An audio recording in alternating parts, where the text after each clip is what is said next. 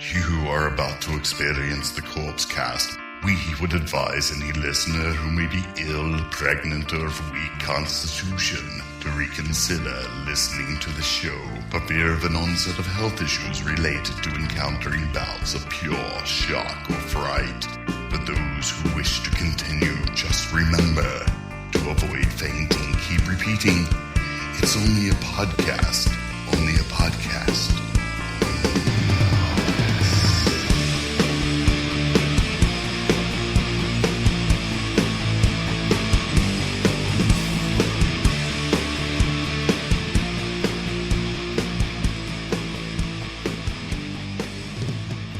Hello, everybody. Welcome to episode 393 of the Corpse Cast. I'm Mike, and look at what we got over there. We got a bright-eyed and bushy-tailed little baby boy, Matt.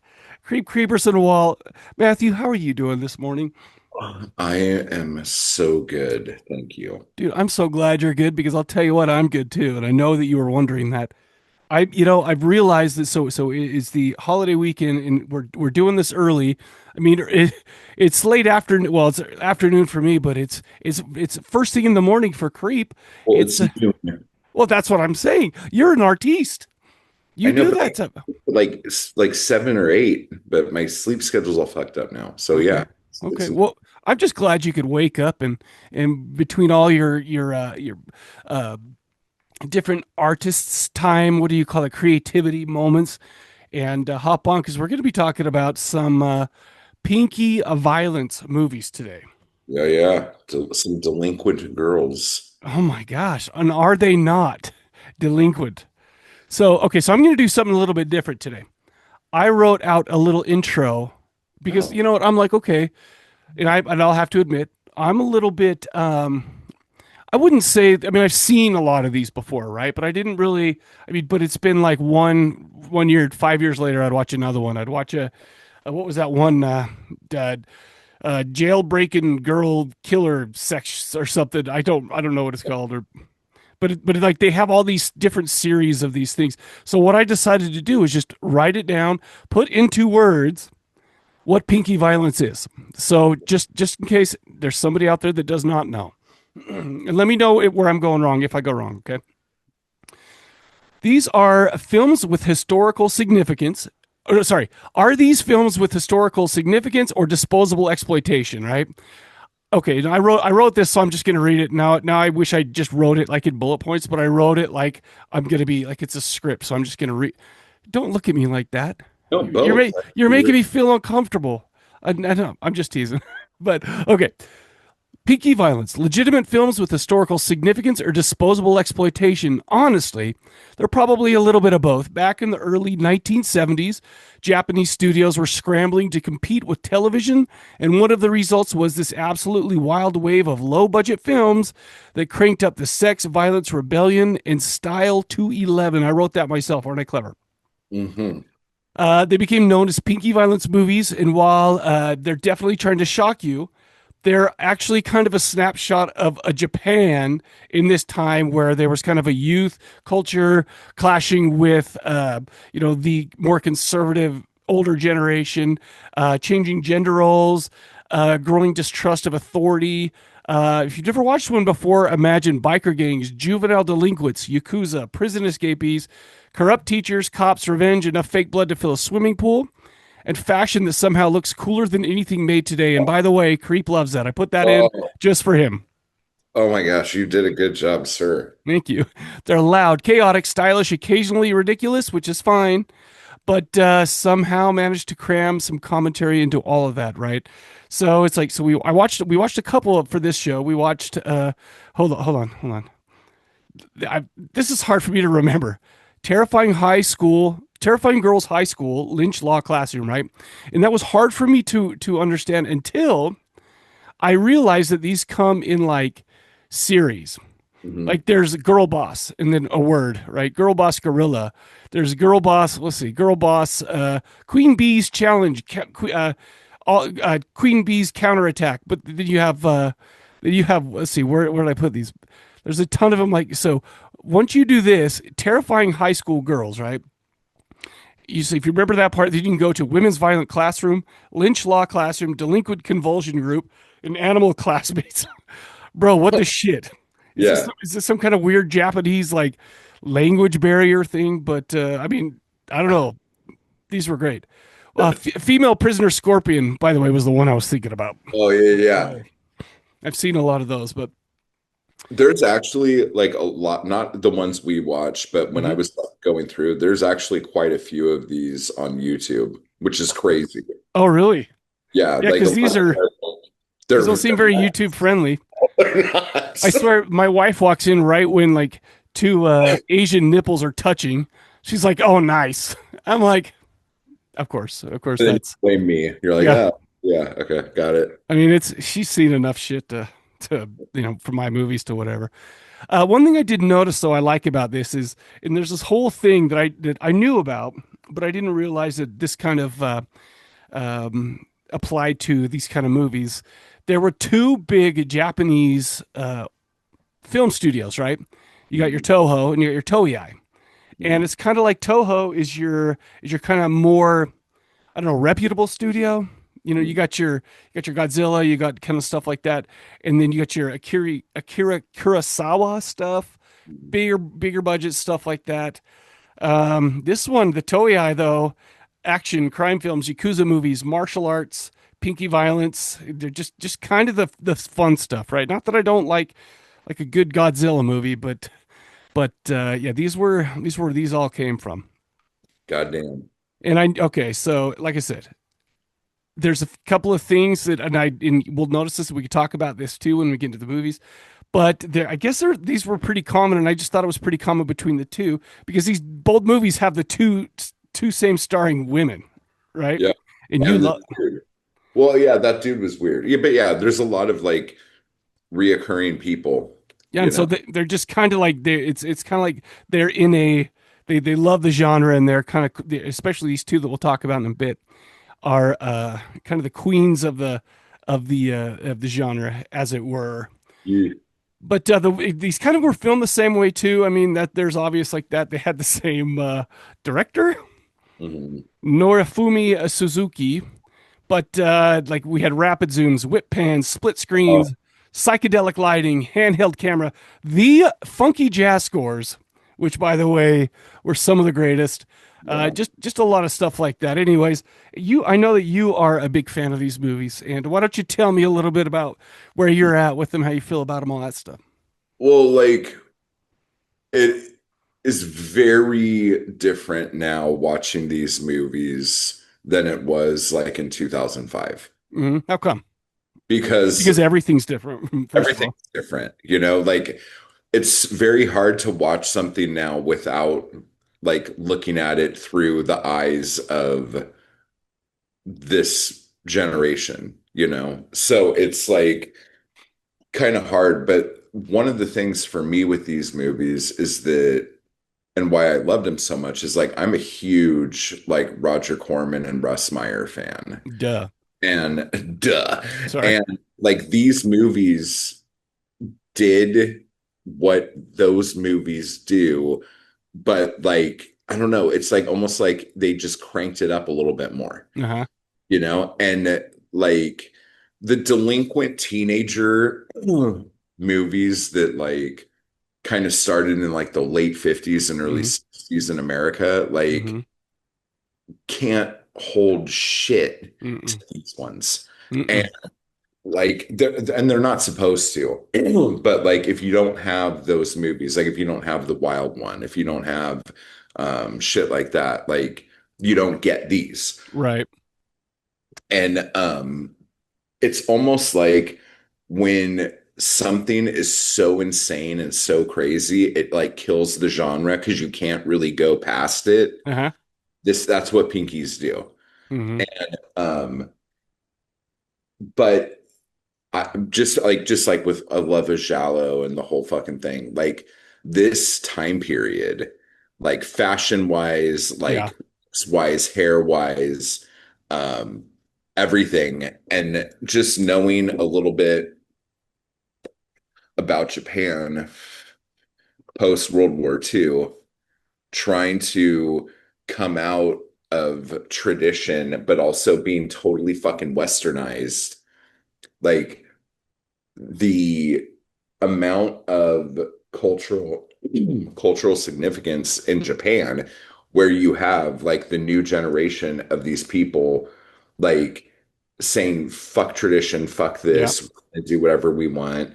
We don't care if we're westernized, like just the biggest fuck you in the world. Hmm. Like that, like not to be like, oh, that's super punk rock, but like this whole like push is like the most punk rock thing you can fucking do, Hmm. like, against tradition like that in a place like Japan. So all the things that happen in Japan, like in these movies, even though to us it's just wild and crazy, it punches so much harder as far as like the cultural relevance of Hmm. like, a big fuck you. Like it's just it's that part's kind of insane, and we will never be able to understand that. And I don't even think people in Japan will be able to understand that now because they weren't there when it happened. Right.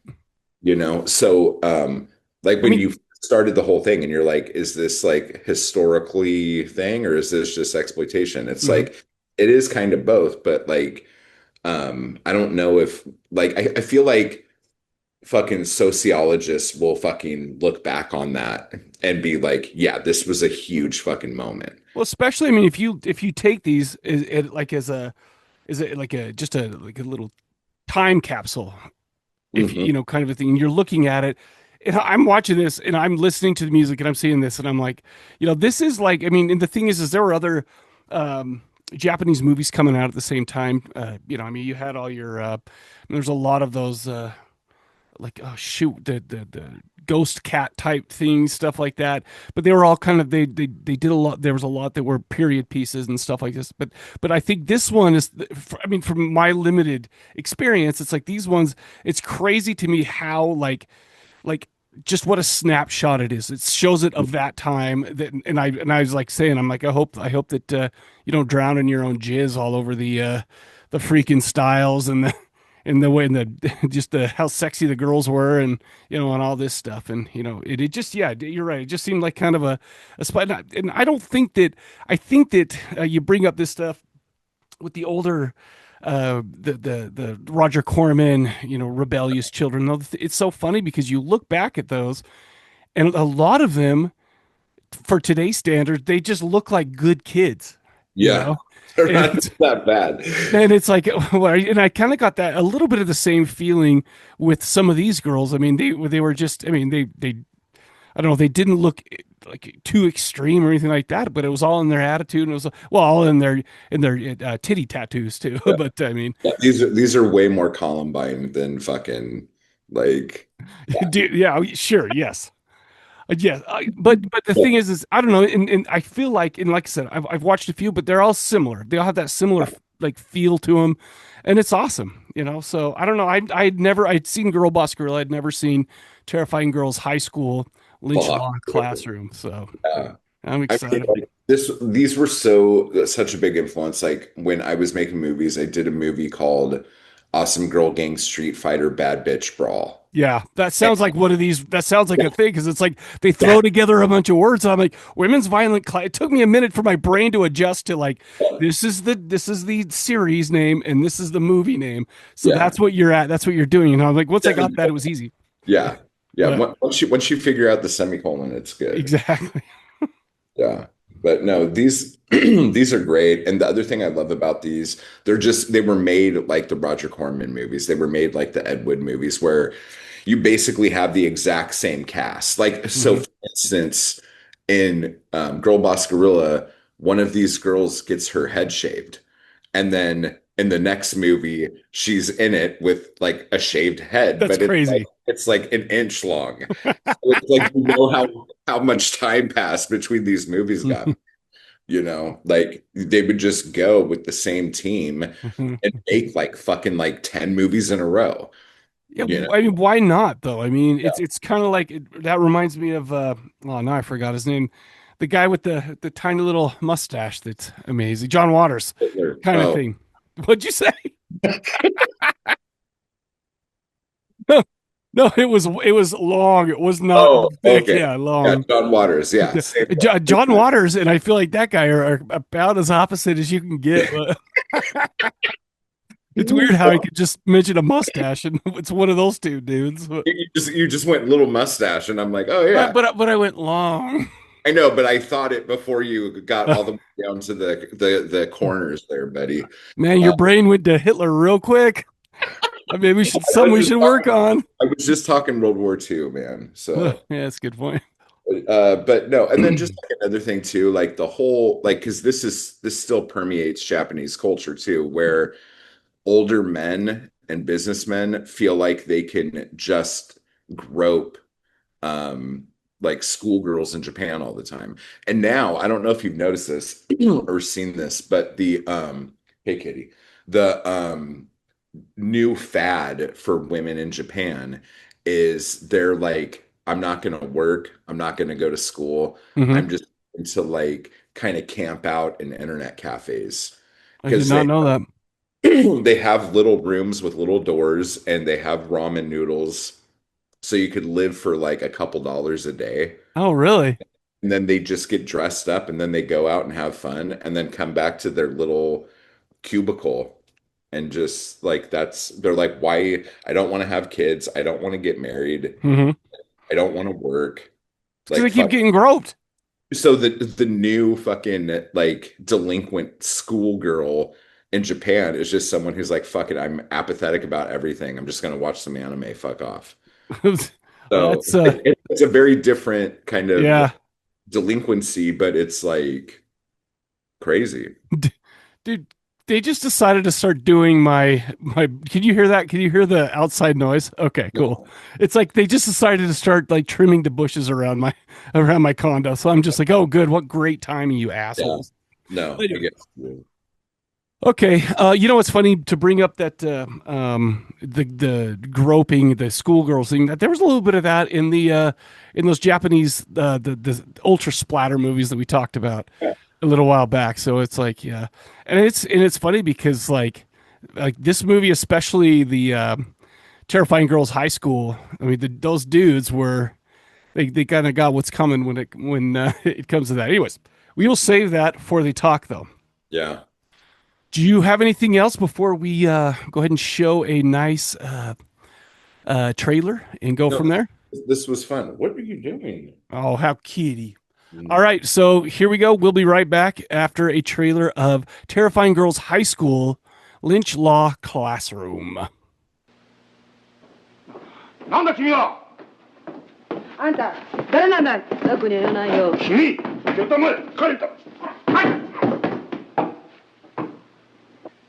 ご一等さんお高いとこよりの突然の仁義失礼いたします私訳ありましてそちらの十字架のり子さんに怠慢仁義発します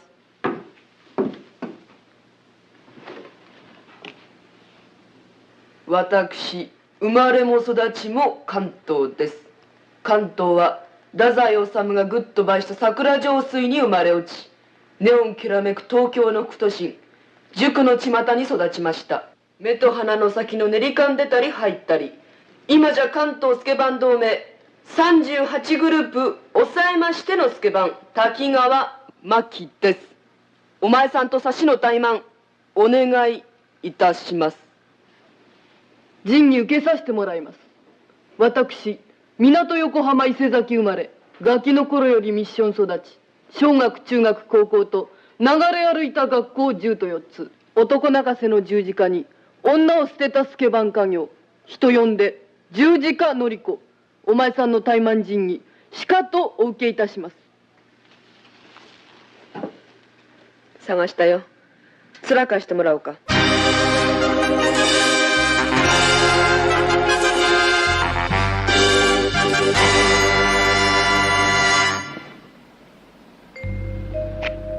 さあ行くよ頼みがある逃げも隠れもしないだからしばらく時間をバカ言うんじゃないよいつかこの私とやらなきゃならないことはお前さんも承知していたはずそれとも最後まで私に逆らってきたお前が今さら臆病風に吹かれたでも言うのかい違うそうじゃないんだどう違うのさ秋山道夫覚えてるかい？道よ。ああ、お前さんの番覚だった子だね。敵ながらいい番覚だった。その道代が希望学園で殺されたんだ。お前さん、敵を討つためにここへ。夜が寒けりゃ抱いてやろう、夢が欲しけりゃくれてやろう、羽を痛めた迷い場といい日が来るのはこれからさ。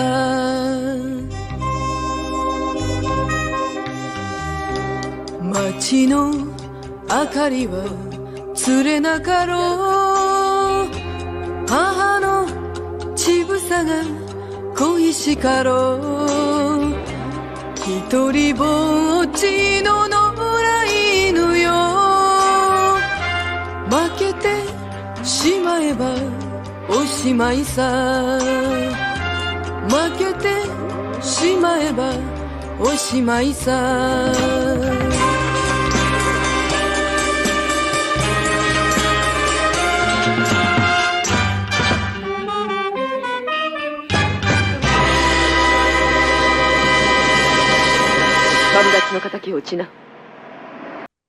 Everybody, we're back, and you just saw the trailer for Terrifying Girls High School Lynch Law Classroom. And I mean, I don't even know why I have to say this anymore because I don't think we've done an English-speaking movie in a long time. So I don't even remember what we did last time. We did Italian Gialli with. Yes. Yeah. Anyway, 1973, IMDb gives us a 6.7. Directed by both of these, by the way, were directed by Norifumi Suzuki. By the way, Sex and Fury. I mean, can we stop that? Well, that's an amazing movie. That's with one of the leads in this, Reiko Aiki? Aiki? How do you say it? I don't know. Girl Boss Revenge, Terrifying Girls High School Women's Violent Classroom, Girl Boss Guerilla, Girl Boss Queen Beast Challenge, blah, blah, blah. But there's something he did called Hot Springs Earthworm Geisha. That looks pretty awesome. Written by, it doesn't look awesome. That's just an awesome title. Sorry, I didn't even look into it. But Earthworm Geisha. I'll take that. Written by Tatsuhiko Kamui. 28 writing credits. Girl Boss a Diamond Showdown. Some other stuff. A lot of promise, looks like. Okay, so we're going to talk about, in both these movies, we're going to talk about Migi Sugimoto. And is that your girl? Yeah, I was doing I am so-and-so from so-and-so. Oh, yes. Oh, I noticed that too. And I noticed that. I'm like, okay, yeah. And then Riko Aiki, she's from Sex and Fury. Like I said, Miki Sugimoto is in a bunch of these Zero Woman Red Handcuffs, by the way, which I've seen. I kind of just put down the stuff that I'd seen. But so what do you have to say about these two? Because they seem like to be icons of the pinky violence genre. It seemed like even in real life, they had kind of a rivalry going on. Yeah. Like I like Miki, like she's my girl, but like I feel like it's Ryoko, right? Reiko, Reiko, Reiko Aiki. Like I feel like she was older and was doing more shit. Mm-hmm. And then Miki came up. That punk. Like when she was like getting older looking. So I think that's where the like yes, it came from. And cat fight. Yeah, and that's why I think like Miki kicked rocks when she did. Okay. Yeah. It's funny that I said cat fight because that's basically all there is to it. But Creeperson, why don't you take us through the story here? Oh my God. Well, if you want to know what you're in for, watch the first 9 seconds of this movie.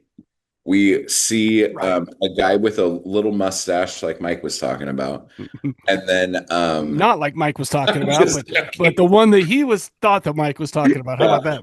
Yeah. And then like we see the classroom and like the girls are just nuts. They're like, just eating rice, painting toenails. looking at wrestling magazines and handing vibrators to each other. I like that you started all this craziness with eating rice. Like, Well, I mean, because that girl had rice all over her face. Like they just like everything they do, they make it look like crazier and yeah. more ridiculous. Okay, right. And like it's like with this movie in particular, everything that you think is gonna happen that is gonna be bad, it's gonna be worse than that. Yes. And oh my God. So anyway, so these girls like run the shit. Now, I've always had a question about this and I wasn't sure. There's a so I can't remember what Miki's name in the movie is, but she runs a gang at this one school. And then there's this rival gang, but I think they're at a different school, like they're from a different school. But for whatever reason, this rival gang is always at their school. That's why I didn't understand like how the fuck this is even happening. But there's this rival gang with another gorgeous chick, and not all the girls are like super gorgeous. Like Right. there's they're kind of weird looking. But like I think that that's still a fetish or something. Like Like the weird, like just kind of weird, plain, fucked up teeth looking type like thing. weird teeth, like weird hair, like weird glasses, like everything looks like a caricature of what something should be. Of like a not a hentai. What do you call the normal ones? Like a manga. It's Yeah. like caricature of like that would be represented in that. I thought that same thing. Not the ones that you watch all the time, but You what know what? I can't. Cartoons don't do it for me. I would tell you if they did, but okay. I can't admit it. I can't admit to it. Yeah. So it's crazy. So there's these, and they're basically Miki is running a prostitution ring out Yeah, of the right. and she has this plan that we don't really know what it is, but then we find out that 2 years ago she was like brutally essayed Mm-hmm. and she has decided to like bring everyone down because her father is kind of a high up muckety muck Uh-huh. and covered up the fact that she was essayed and um, didn't want to cause a scandal. Mm-hmm. And this whole thing is all about not causing a scandal. Mm-hmm. But the people who don't want to cause a scandal also don't want to not do the naughty things they do. That's exactly right. Okay. So it makes sense why they wouldn't want it to come out because they're the ones that are going to be fucking liable for it. So you have all this shit. So Miki's gang is like kind of backed by the Yakuza. And they're like they're like a AAA baseball team. yeah, They're for like real. a farm team for the Yakuza or something. Yeah. Which is same in Girl Boss Gorilla too. So it's like Yeah. maybe it's just how the structure works. It might be. So because this school has so many naughty kids in it, and the school doesn't want a bad reputation, they try to bring in this new teacher who got kicked out of his old school for beating the shit out of students because they're like, this should go swimmingly. Like this Right. shouldn't be a problem at all. And his girlfriend is like, I guess she works at the school. I Mhm. don't know exactly what her job is other than like flower waterer. Doesn't she teach? Isn't she the teacher there? You're talking about the vice principal guy that came in. Is that his wife?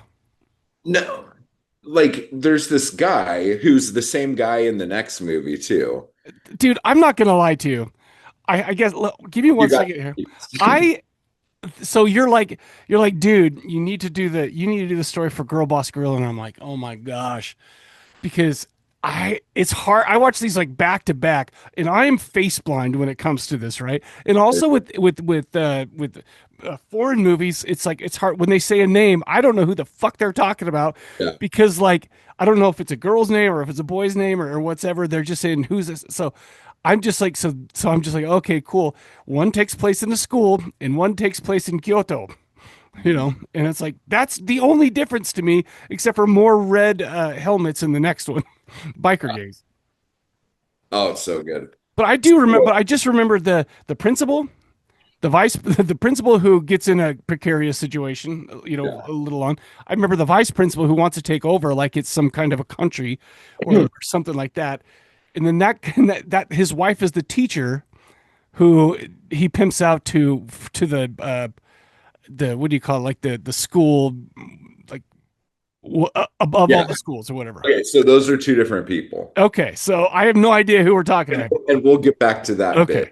bit. But yeah, because like I think she is a virgin, and that's like they were waiting for marriage, and she wouldn't marry him because he lost his job for beating up a student. So him getting his job, his whole thing was so he could marry this girl now that he wants to marry. I totally missed that whole thing. Maybe I'm not even qualified to talk about this right now. So, but the thing that's weird about this is that they make this guy look like he's going to be the hero of the movie, Mhm. and he's not. And he tries so hard. And so, like, they're like fucking throwing knives at him and throwing panties and condoms at him and all Right. this shit. And finally, Miki's like, "You better fuck off, dude, or else I'm gonna fuck you up." And he's like, "Oh, this bitch." And then, like, while this is going on, Miki still is like being robbed by another gang who's Yep. taking the money of all the prostitutes in the high school. So there's like this, like she's busy. She can't deal with a fucking teacher right now. Right. She's got her shit. So she starts like they keep having these battles and these wars. And one of the coolest things about this movie is the fight scenes are so fucking crazy Yeah. because you have like 20 girls like beating the shit out And of the each other. sound effects are as Yeah. big as the They look amazing, and some of them are wearing heels, some of them are wearing fucking sandals. Mm. They're chasing motherfuckers up and down stairs. But the greatest thing about this is how the camera work moves with the fight scenes. Like Right. there's one fight scene where they're going down a flight of stairs that you could see from outside the building. So they're showing them like Right. just going downstairs, and it's like this big mob of girls. Then they spill out into a fucking thing. They're beating the shit out of each other. And the craziest thing is they'll have weapons, and then once they get them on the ground, they're just like bitch slap, bitch slap, bitch slap, bitch slap, oh, bitch slap, bitch slap, bitch slap. It's fucking insane. And so all this is going on. He sees this big fight break out. He's going to go break it up. He beats the shit out of all these little girls. He's like body slamming them, fucking throwing them over his back, doing all this shit. And his girlfriend comes up and she's like, "Yeah, don't do that. Like, Right. come on, this is bad." And finally, Miki's like, "You know what? I think we can see eye to eye on some shit. You just beat the fuck out of us. Let's go get drunk." And he's like, "Yes, I would love to get drunk with a bunch Yeah. of 17-year-olds." Right. That makes sense. So they go to the fucking Yakuza bar, and then as soon as they're about to cheers, they fucking turn the lights out, and these girls fuck this dude up. And now, something else is happening during all of this. You might say, what? During all this, there is a girl who has a very huge reputation that she got kicked out of another school and she's come into this school. And Miki's like, fuck that bitch. She's not going to be coming in here acting like she's boss. Right. I'm boss. And so they don't know where she is or anything. They haven't seen her yet, but they hear a piano song, I guess called Massacre, being played. And so they follow the sound of the piano. And there's Riki just playing the piano, doing her thing, looking old as fuck, pretending she's 17. Dang. And yeah, and so they beat the shit out of her. And then some other girl shows up and she's like, "Are you okay?" And she's like, "Yeah, it's fine. They don't hit that hard." Like I'm Right. like, you know. And the other thing that happens here is that it happens like throughout the whole movie. Whenever they beat the shit out of somebody, they take their panties off of them. Mm-hmm. Then they hand the panties to this one girl in the gang, and that girl sniffs the panties and then says, "Ew." Like this, I don't understand why you wouldn't have that in a movie, quite frankly. But it's like, that's her gimmick. That's her thing. So they're watching this like there's a ton of little quirks like that, right? Where it's just like something like you said, something's gonna happen, and you're just like it's worse. Like in the very beginning, it opens up. There's like girls ripping off other girls' clothes and tits popping out, right? But it's like in the very first beginning, you see these kind of quote unquote nice looking girls, and it's like they end up bullying this girl, and you're like, okay, that's just some bullying, and then they go a little further and further and further until they kill her. Yeah. And I'm just like, what? Okay, so wow, they're not as nice as they do, but it's like, but everything is like that. Everything is like, there's like, I mean, I'm not going to be like, oh, there's no rules and blah blah blah, but it's like, I have no idea. Like, so after a while, I'd be like, this shit is a little dangerous. I don't know where this is going to go. That made it like double fun to watch, Yeah.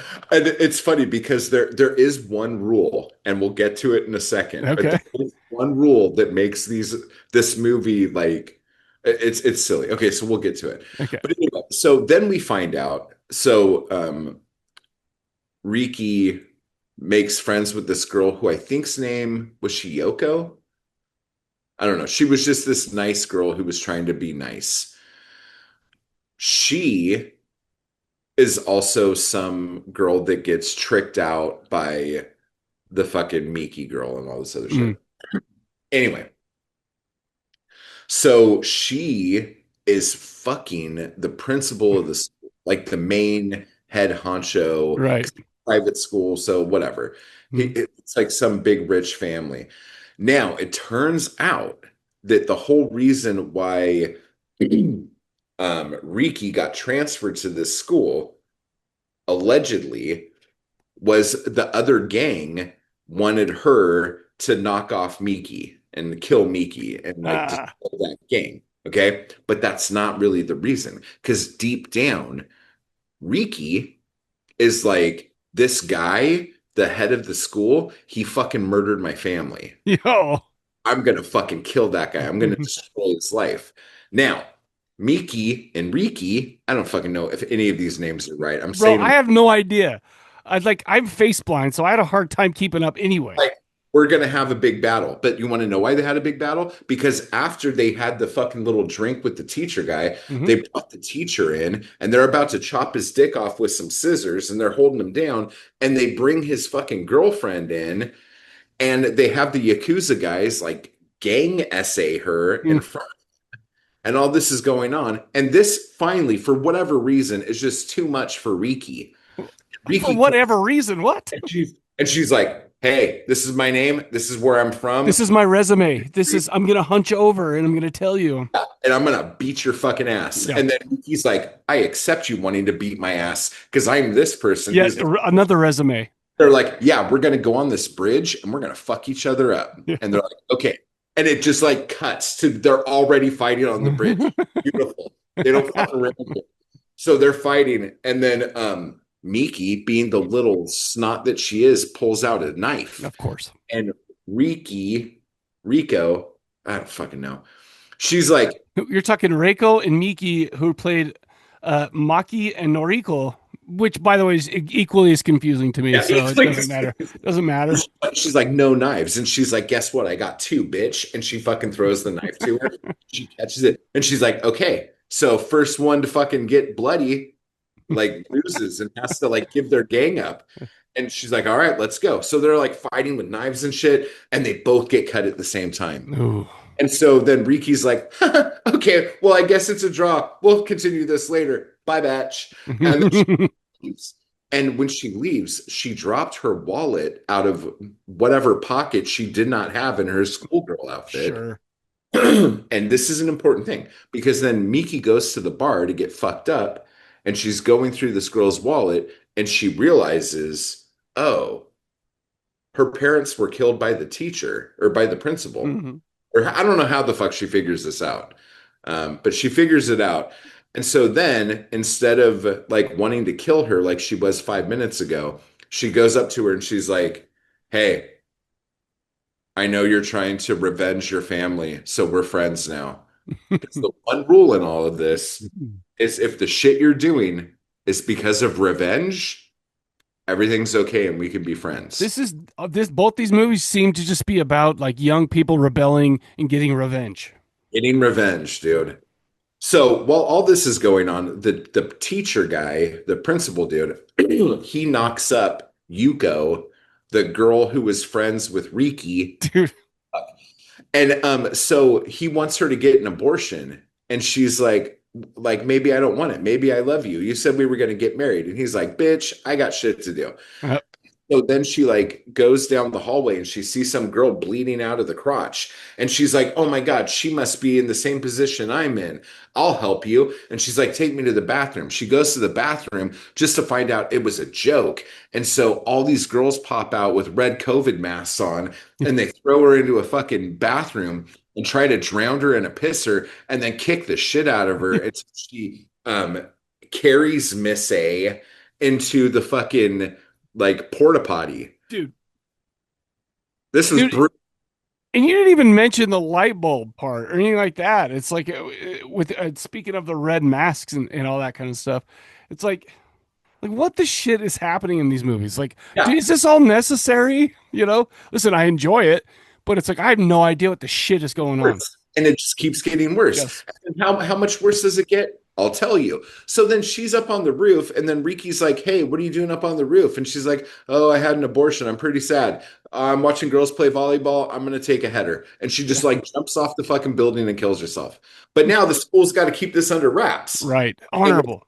They need to be Yeah. honorable. They are the school of hope. So this is a whole thing. And then for whatever reason, they find out that it's the other gang that forced this girl to suicide because you could kill a motherfucker. Well, that was what I was talking about when it's like a little bullying ended up with murder. So it's like, that's when I was like, oh, these bitches are for real. Yeah, like you could kill a motherfucker and that's fine if it's in combat. But if you force someone to have an abortion and then like make them so depressed that they Harry carry themselves, that's a bridge That's too. over the line. Yeah. So then they go to the fucking docks or some weird fucking place that has a lot of cool locations. And there's like 200 schoolgirls with fucking kendo sticks and fucking logs and all sorts of shit. They're like, no knives. And they're like, okay, no knives. I'm going to bring this fucking tractor trailer, but no knives. So then this fight scene is fucking huge and crazy. And then the bad girl gang that we're not supposed to like as much as the good bad girl gang pull knives out. And Miki's like, you bitch, you said no knives. And she's like, what? You thought I was going to fucking tell the truth coming to a fight, you dumb bitch? And Riki shows up with a fucking rifle and like lets out a couple bullets. And then it's like, ah, shit. So throw our knives down. And now we're going to fucking all get naked and like ask forgiveness for the girl who killed herself. Which if you're going to ask forgiveness, why not do it with your titties out? Yeah, I mean it's also very like Judean. Yeah. Like you come down to like how you work when God made you. Right. It's For forgiveness. that's not a thought that ever crossed my mind. It's funny because like I got the feel. Okay, so I'm watching this, right? And there's some weird shit going on, but I'm like, at its core, this is kind of like reform school girls, where there's like, you got the jail, and then you got the gang that's working for the warden. What's her name? That punk rock chick, Wendy O. Williams. Wendy O. Williams, yeah, and they're bullying all the other ones in there, and I mean, and they're branding them and they're whatever. That's kind of what this is, except for it's fucking crazy. Yeah. Like they're doing shit that's like, what? Who comes up with this shit? By the way, they make some girl drink so much that she pisses herself. Which, by the way, apparently there's a lot of information online how that was the first. Did I write it down? Like the first one of this kind of kink, and it was such a big deal because apparently that was like a huge thing back in Japan in those old days. Like some kind of girls pissing themselves is so hot. And it's just like. But so that was a big deal. So that was why this is also a transgressive movie. But it's like all these girls, and they're kind of nice looking, are just fucking awful. Except for they have hearts of gold and like a law, like they're honorable to their law. Yeah, whatever their law is. Exactly. And does it make sense? I mean, not to me, but who gives a shit? Because I'm not in the gang. Yeah. And another thing that if you're listening to the synopsis and have seen the movie, you're probably like, dude, he's going all over the place. Yes. The movie is not like a linear fucking thing. Like it doesn't seem like it. And so much shit happens. Dude. Like It's just like after our like hero guy watched his girl get whatever, he's just gone. Yep. Never see him again. I thought he was gonna come back and save the day or do something. Nope. You've got, I mean, you've got of all these girls basically going out trying to using their looks and their feminine wiles to get. I mean, you're talking about the main story of the fight between the girls.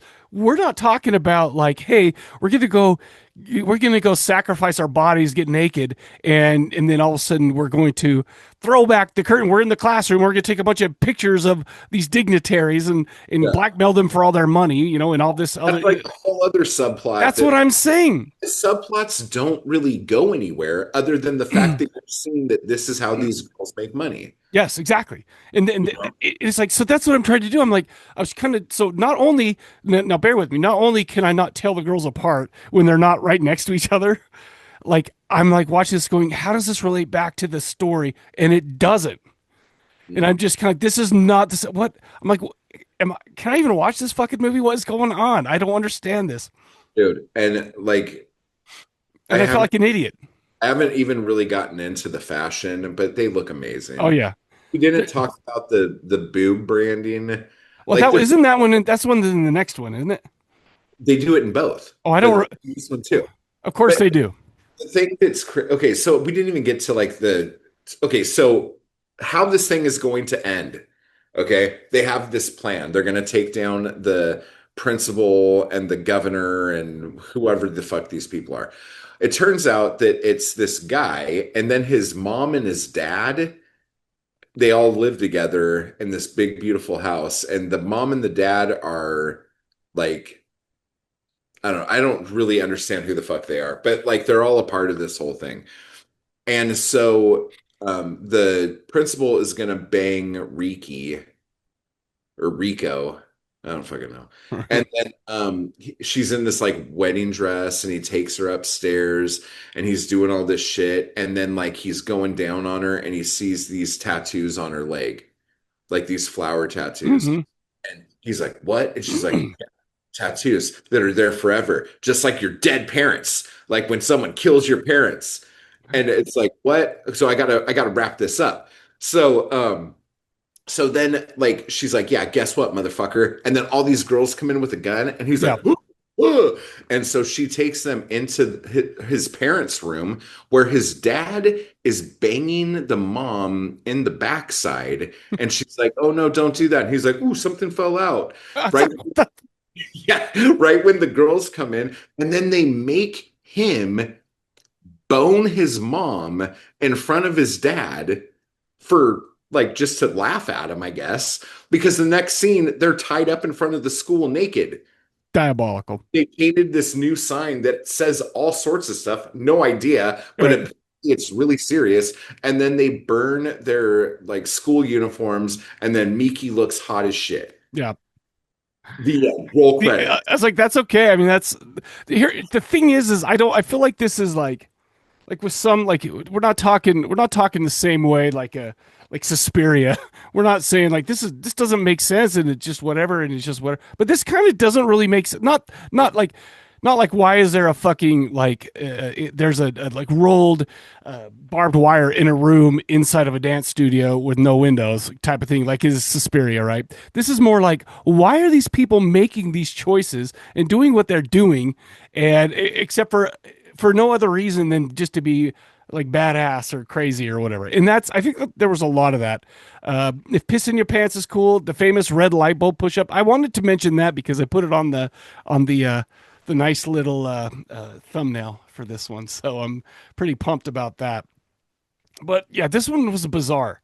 Dude, and it's like, did I love it? Yeah. Did I understand it? I mean, what the fuck? I gotta watch it again. Like, and I will watch it again because it was so much fun to watch.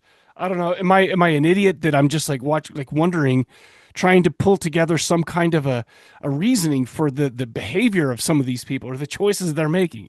I might be the idiot here, and it's okay. Tell me if I am. You're not an idiot. Oh, I mean, sure. Thank you for saving my feelings, but I don't need it because I feel like I'm watching this and I'm like, why? Why? What is happening? Why? What does this have to do with this? Oh, just all sorts of things like that. But maybe it's like I mean, this is since we've done this podcast together. we've done a lot of things that I kind of that I wasn't like, I mean, new genres and new things like that I'm not super familiar with, like Pinky Violence. I was the one that chose this too, right? Yeah, But yeah. I'm just like, I know this is something that I'm not familiar with, so let's do it so I can become a little more familiar. Maybe I wasn't ready for it. Like I told you, I've seen some before, and I don't know.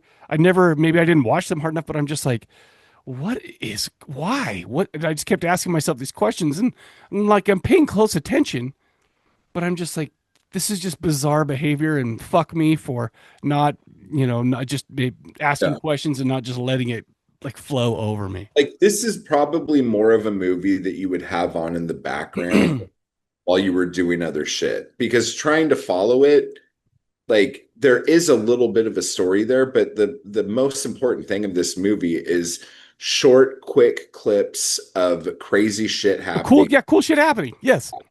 And I'm glad you said that, because I was seriously, I was like, I put my phone down, and because you have to read it, and I'm watching, and I'm like, okay, this makes it. Wait, which person was this?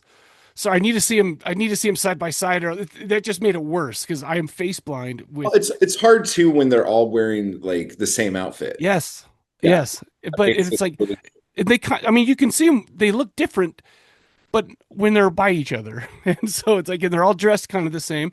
They all have the same kind of attitudes, and it's just like, okay, all right, F me. What am I gonna do? Whatever. I loved it though. I'm gonna watch this again. In fact, I'm gonna keep going. I loved this movie. But I wish I watched it a few more times before we did this, so I didn't come off as. So I'm just not like, I don't know what the fuck is happening. Womp womp. Hard too when we're watching this movie and then Girl Boss Guerrilla, because it has a lot of the same people in it. Bro, I watched them back to back. Yeah, so it's going to be really tricky because, Yes. like, yeah, because I think the light bulb scene, I think that's in Girl Boss Guerrilla. No, it's in this one. I Explain, promise you, it's in this one. explain the light bulb scene. So they're bullying this one chick, right? And they're saying, in order to get into our gang, we're going to put this light bulb up your cooch, and you got to do push-ups until you can be in our gang. And it was in a school classroom while this was happening. Oh my God. It's like, do you remember? And I remember that happening. Are you serious? I don't even remember that. It was implied. It's not like you saw him stick it up there, but it's like, yeah, you need to do X amount of push-ups. And by the way, you better be careful, because if you pop this thing, it's all going to get fucked up down there. And it's just like, and that was in this movie. Ow, dude. Yeah. And it's That's insane. No, I'm not saying it didn't happen. I believe it 100% happened. no, I mean, because I was like, what the shit are they going to do? I'm like, I seriously probably like lit a cigarette, and by the time I was done, that part was over. And it was just like that. It was with the red COVID masks. They're doing it, and they and they do it like this, and all of a sudden, like 10 seconds later, she's doing push-ups very carefully. And Yeah. it's like, yeah. Oh my God, that's fucking awful. Dude. And I'm just saying, it's like creeps, like, bro, you gotta talk about the Girl Boss Guerilla plot. And I'm like, oh shit. I hope I don't bring in a lot of this shit that's from this one, because this is all in my head at the same time. Yeah. It's just like, yeah. But even though that happened, I love just watching it, because the whole time I'm just like, fuck yeah, whatever. This is awesome. These chicks are hot. Whoa, nipples are touching. I don't remember which one. I think that was in the next one too, but I just have to explore. This is one that I feel like I'm going to have to do more like detail watching with faces. Yeah. With I don't know. I don't know. I'm not trying to say all Asians look alike, because all white people look alike. Asians watching this can't tell the difference between me and you, except for I got no hair. Well, if me and Mike were wearing those same schoolgirl outfits, you guys probably wouldn't be able to tell us apart. Not even close. Not even. You've got this long, luscious hair. Well, if I put a hat on, we're wearing the same glasses. You That's just true. have a better background than I do. It's my office, so that's all. But all right, cool. Let's do this then. I can't wait to go over the plot. It's going to be a nightmare, but we're going to go ahead and play the trailer for Girl Boss Guerilla, and we'll be right back to talk about it.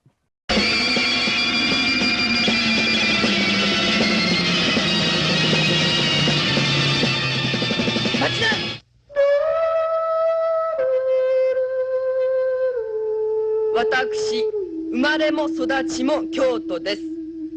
ぐれ出したのが15の時、ぐれて流れて一匹狼、祇園林の波です。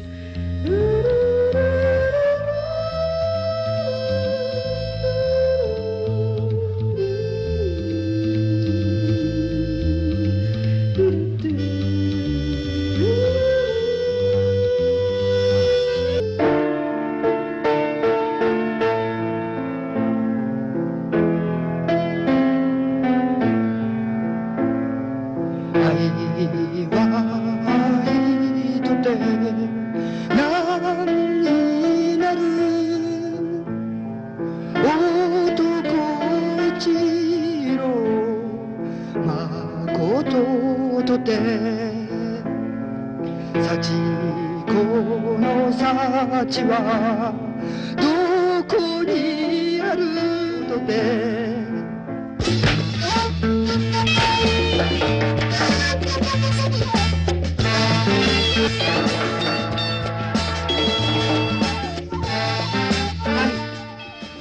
どうして総番長の私に断りもなく勝手にしのぎをしたんだい。初代の総番長だからって勝手な真似はさせない。今の総番長は私なんだ。だからどうだってのさ。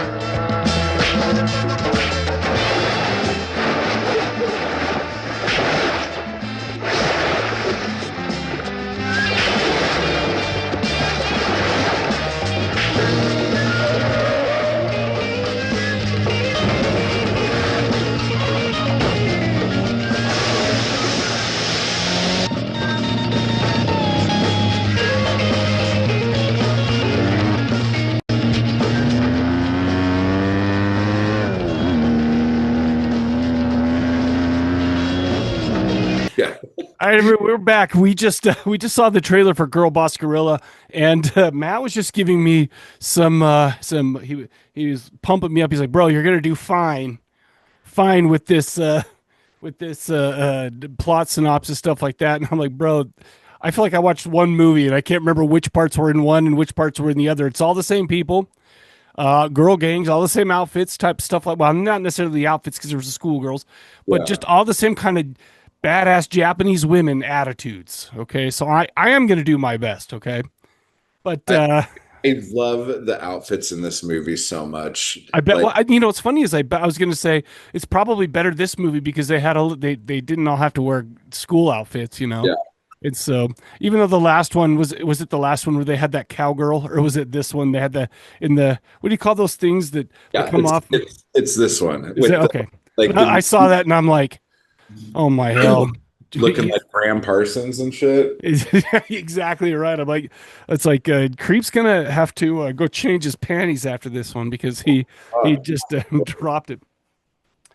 All right, so we're talking about Girl Boss Guerilla from 1972, 6.5 on the IMDb, and instead of an allegory for the corruption and authoritarianism in Japan, this is an allegory for the kids aren't all right and the politics, and you can't trust the older people, and be your own person because guess what?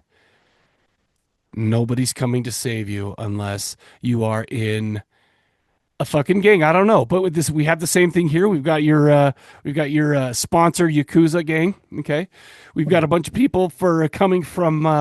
In essence, there's a red helmet gang. Okay, all female biker gang. And by the way, even though Creep was like, yeah, some of those girls are butt ugly, and whatever. In the first one, it's like they're kind of the same way here, but they're all kind of hot and they're all kind of sexy, and they're all willing to show you their titties, their tatted titties at any moment, which is something that I can always get down upon. Wait, that was a weird way to put that, but go down upon. Go down. No, I'm not. No, that's literally not what I meant. Anyway, so we have Sachiko, leader of an all-female biker gang riding from Shinjuku to Kyoto for bigger and better opportunities. They get there and they run into Kyoto, and there's local gangs there that aren't too happy that they're there, right? So they're like, hey, you come from this big city. And by the way, Kyoto doesn't really look like a small city to me. but it's like, hey, come and they fight. And but Sachiko, who is played by I'm gonna look this up. Sachiko, who is played by Miki, your girl. Uh, Yeah. so she basically just kind of wins a little bit in the underworld, the girl gang underworld there. But anyways, red helmets are there. They're recruiting new members. Um, they're basically they're like, okay, and this was kind of one of my favorite parts of the whole movie, by the way. They're like, hey, it's time to go into town, and it's time to make some money. So this is where they again use their feminine wiles to get dudes all horned up, steal their money. They have also they just have a bunch of scams. It's Yeah. like they're going through, and it's like what kind of scams did they have in this? I have a bunch of but a lot of them are just like, hey, look at my titties, yoink, there's your money, they're gone. Um, it's funny because like okay, obviously I'm not like a gangster, right? So no, but I do understand that there's like turf stuff like that. That there's a lot of great fights, but it's like there's like 10 girls in one of these gangs, right? You think there'd be enough room for both, but you know what? No. It's not about that. It's about the honor, and it's about the About colonization. oh, is that where we're is that I didn't realize we are going to take a turn to drop that bomb on here. No, it's like we want the power. Okay, but yeah, I guess that goes there. But anyway, okay, cool. Well, sorry guys, we went for real. Anyway, so yeah, this the red helmets are coming in. They're getting more and more influence. They're winning more and more fights. They get into some trouble with the local yakuza because they're like, shit. The local yakuza guys are like, hey, fuck you guys. You're making too much money. We're gonna steal your money. Anyways, long story short, until Nami shows. Say what?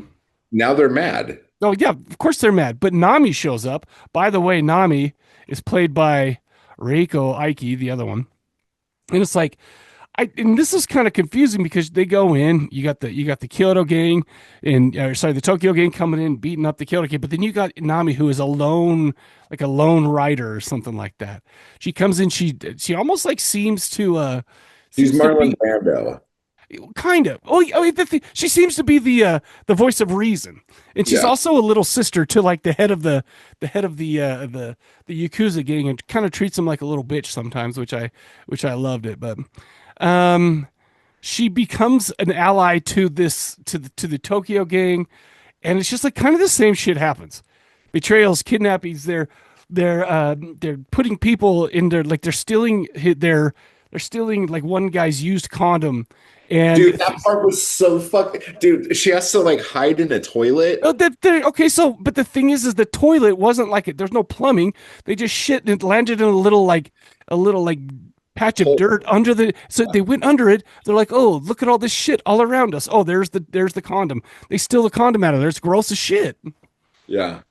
It's like, okay. Out of control, dude. This movie is so crazy. But and the thing is, it's kind of the same thing. The story was a little less complex. It was just kind of the turf war, the stuff like that. But I mean, you had all the same kind of fights. You had all the same kind of cool jazzy music. And I mean, we mentioned the costumes and the way it was filmed is very similar. And it was fun as shit to watch.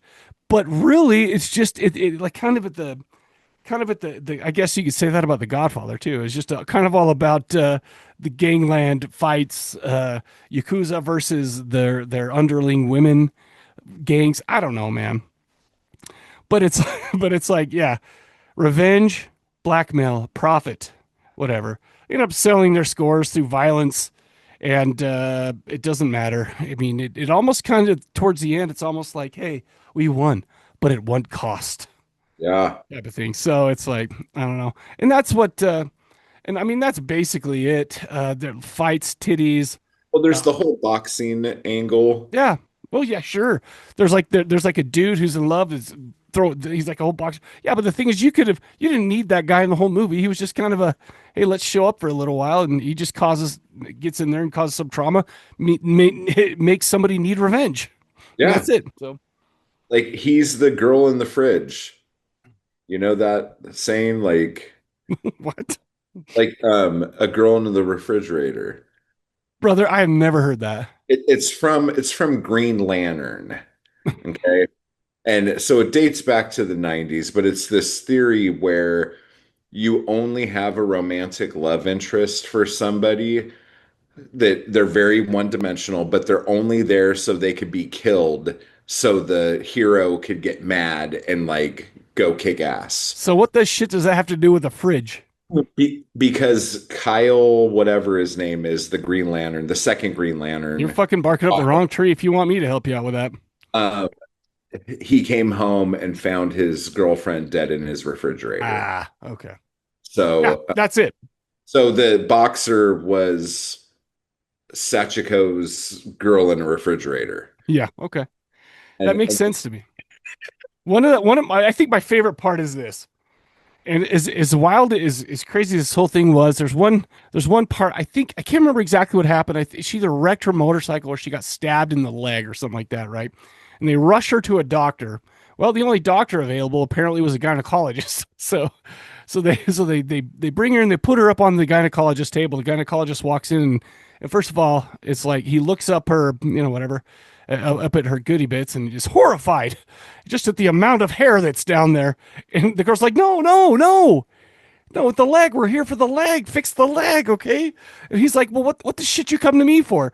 And then his wife shows up and all hell breaks loose. And then the guy from the Yakuza shows up. But it's like, it's those kind of like just creative scenes, yeah. creative writing. It's also like in the last movie where they had like the physicals. Yeah, like the sex check. Yeah, which It's like, was well, it's like, why? Okay, cool. Ooh, it's kind of hot. Ooh, I don't know. Is that hot? I don't know. yeah. But the other thing about this movie that I've always loved is that there's this like really kind of, I mean, I guess he's not super douchey, but there's like this like folk singer guy. Yes. Okay. By the way, whose guitar makes piano sound. It's like it's so fucking stupid. There's this big touching moment and he starts playing the guitar, but it's a piano. Yes. And it's obviously a piano. He like sings this song that's basically like, yeah, like love is great, but like what's it all for when this is what happens from it? And everyone's like by the fire, all upset. Like Dude. It's the big moment. Nope. It's the artsy moment. Nobody's gonna learn anything from that because we're all like, what the fuck is that guitar sound like a piano for? Like I wrote this song for you for this exact moment. So like, yes, play it. I definitely want to hear what you have to say. So I feel like with this movie, it's like I don't know which one I like better because it's like they're both like crazy and they both have their wild scenes. They both have their hot nude scenes, but they're similar in like their fights are similar. You went into depth about a lot of what was going on with the and then all this. It's like it's kind of the same thing, right? Yeah. I mean, so you could see where my brain was just like, okay, so I wake up the next morning and I'm like, go to write down some notes and I'm like, oh shit, which movie was this in? Well, this one, I think the story is way easier to follow. Yes. And the things that I think there's a little more humor in Girl Boss Guerrilla than there is in the other film. And then this one has car chases too. Yes, it and, does. Pipe bomb explosion. Like badass, like badass cars in this, by the way. Like totally. It's just so much fun. This movie's just fun. It's action, and when the chick like fakes the dudes out and gets them to steal her car, which she bombed, and like she gets her ass kicked for it, but she's like, and as they're driving away, and you're waiting for the bomb to go off, but apparently with that amount of time, they'd be 18 miles away, so we wouldn't be able to see it go off. But magically, we did, so I fucking loved it. Yeah, so good, dude. I don't know, man. Both of these movies were like, I loved them a lot. I think the one thing that was easier about this one than the first one is there were so many like side plots that were just kind of do, and then they just dropped them. Like, oh, we're getting this guy, we're getting this guy. This one was just like, fuck you, we're gonna fight. We got the refrigerator guy. We got the gang fights. We got the older brother who's in the Yakuza. And I said that weird. The Yakuza, I don't know how you say it, but it was like, but that's it. But the thing is the style is the same. The fights are very similar. A lot of cat fight titties, a lot of them bouncing around, getting, Yeah, and the it's like tattoos on this one are obviously that's like the thing, and that's to show that they're part of the like, red helmets. yeah, that they're in the fucking thing, you know. Hmm. Uh, I like Miki's hair a lot better in this one. Her hair's fucking Dude, amazing, dude. I love that you're on here to bring up the things that I probably never really would ever bring up and not really notice. But Her hair's very boring in the first my movie. problem is I wasn't looking at her hair. Maybe that's my problem the whole time with these. It's not that I couldn't figure out which face belonged to who. It's just that I'm like, oh, I'm gonna get a good shot of them nippies there. But sorry, ladies. Sorry, ladies, I'm taken. So don't worry. Okay. Yeah. Um, no, dude. Like no, this is a lot of fun. And with this one too, I feel like when they settle something, they settle it and then move on. And there was too. They still did introduce themselves. Yeah. Yeah, so that's just a thing that is a cultural thing that now I know is a cultural thing that I had no idea about 2 days ago. Yeah. No, I don't know. I don't really know what else to say, but except for You look at this one too, it is because in the high school one, like the music was just like super jazz all the Mhm. time. It's like crazy and crazy and crazy. This one, there were a lot of times when the music almost didn't match what was happening, Oh but yes, yeah. like a different feel, Hmm. you know? But goddamn, like if you just talk about like Miki and Rico or whatever, like how many times they have to just like beat the shit out of each other. In both these movies, Yeah, it's just like, hey, yeah, go beat the shit, go fall in the water, beat the shit out of each other. Go do the fucking thing. It's like they're like, all right, we're just gonna beat the shit out of each other. Let's do this. It's and fucking nuts, dude. they were good at it because they had so much practice. And the thing is these aren't the only two movies they were in together. Yeah. So it's like yeah, I'd get tired of working with that bitch too. They're probably very nice ladies. My apologies for that, but Yeah. And I heard, and I know I talked to you about this. I don't know how, like, if this is more legend or what, but that Miki like retired very soon after this mhm. because she didn't want her fans to see her get old. And she, Like Reiki did or whatever. yeah, and she like turned into like she kind of went into seclusion Hmm. after all of this because she wanted to be remembered for being young and beautiful. And like that takes some fucking balls, dude. Just drop out at your top. Yeah. Get out Like, while you're ahead, man. while you're hot as fuck. Yep.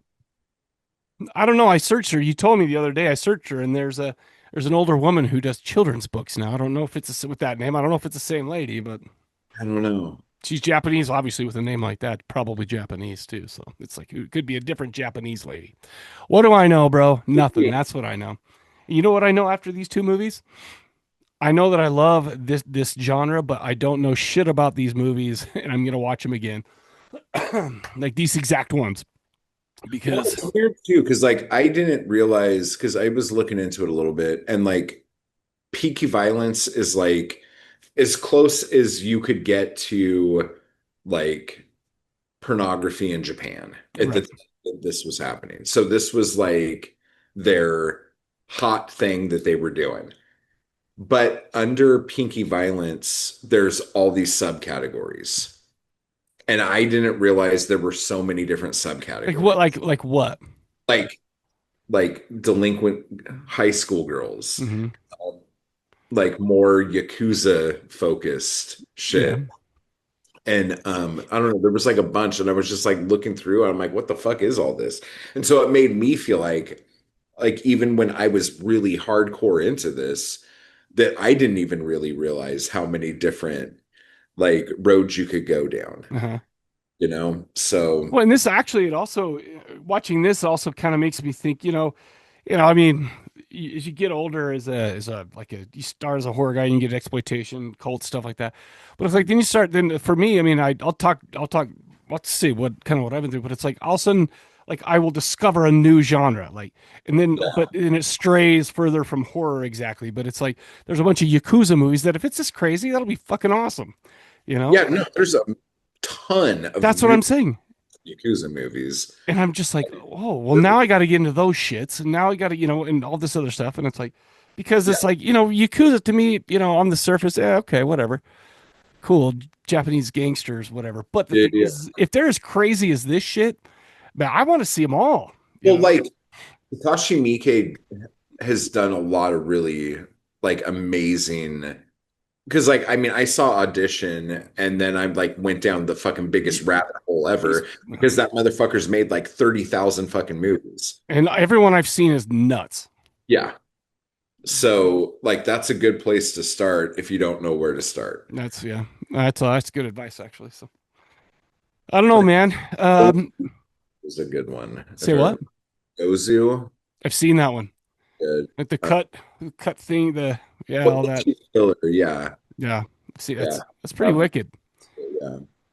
And I mean, he did that one Masters of Horror too. The one with I can't remember what. All I remember is was it Dumplings was one, but this one was like about some fucked up Japanese lady and like drowning babies or some shit. It's like maybe that was the Dumplings. Yeah, I can't remember exactly what it was. Yeah. It's crazy stuff. Yeah, it's just like okay, cool. Well, yeah, I mean, I don't really want to hang out with you, Mister. But watch your movies if you're far away. There you go. But, all right, man. I don't have anything else to say. These are amazing. I'm going to keep watching these, but I don't know. I never went through a thing. I mean, obviously, this is kind of the most time I've spent watching them at the same time. So it's like this is kind of my tiptoeing. Say what? Isn't the girl from Thriller and Sex and Fury with Rico or? Thriller, Cruel Picture. No, that's Sex and Fury. I get that and Lady Snowblind mixed up, I think. But I mean, just because of the name. But yeah, I thought you meant like Michael Jackson's girlfriend that he took to the movies. No, Christine Lindbergh or Christina Lindbergh? Christina Lindbergh, yep. Oh, dude, fuck. Yeah, that was the one that what's his name? Tarantino ripped off homaged for Kill Bill, right? The snow scene where they're fighting there. That's cool. Yeah, right on. So what are we doing next, man? I feel like we need to cleanse our palate a little bit. I do too. I think because I think that it's just like maybe we do something less like obscure. Yeah. Forget it. So, but I don't know, man. Do Obsession. I just watched that. Do you like it? I haven't seen it. My hell. Why? We could do that for sure. Actually, let's do 2026 horrors. We'll do Obsession, and maybe by that time, Backrooms will be out. And so I haven't seen.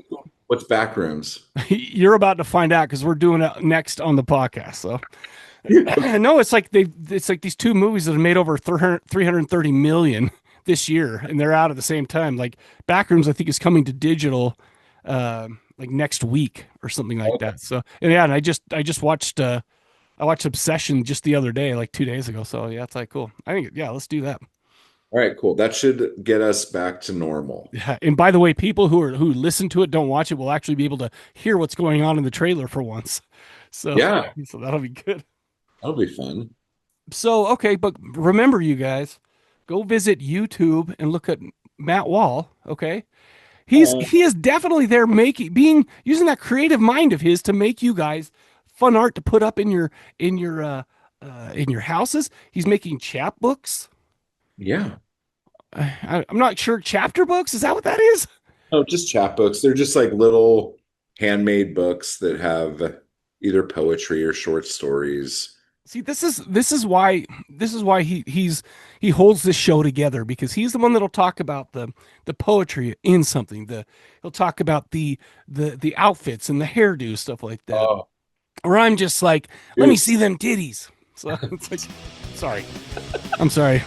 I hope nobody knows me personally ever watches any of these, but yeah, so make sure to go visit him there. Go to corpsecollective.com, check out everything we got going over there. So if that's all we got, man. Yes. Yeah, that was Catch good. you guys later. Say bye. Bye.